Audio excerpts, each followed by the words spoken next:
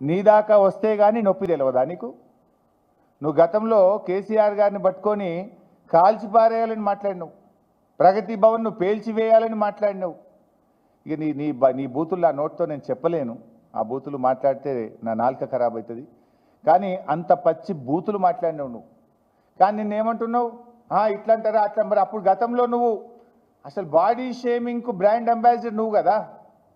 కేటీఆర్ గారు కుమారుడు మైనర్ అబ్బాయి, పాపం ఆయన చదువుకునే ఒక స్కూలుకు వెళ్ళే విద్యార్థి, ఆ బాబును ఆ పిల్లవాడిని పట్టుకొని కూడా నోటుకొచ్చినట్టు మాట్లాడినావు కదా.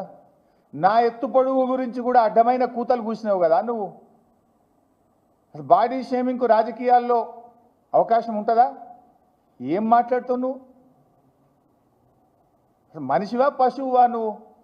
మనిషి అయితే అన్నం తినేటోడైతే ఇట్లా మాట్లాడింది నువ్వు, చెడగొట్టింది నువ్వు, రాజకీయాలను కలుషితం చేసింది నువ్వు, బూతులకు నిలయం చేసింది నువ్వు.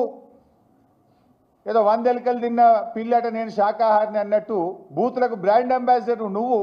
ఇవాళ నీతి సూత్రాలు, నీతి వ్యాఖ్యలు నువ్వు వల్లిస్తే ఎట్లా రేవంత్ రెడ్డి గారు?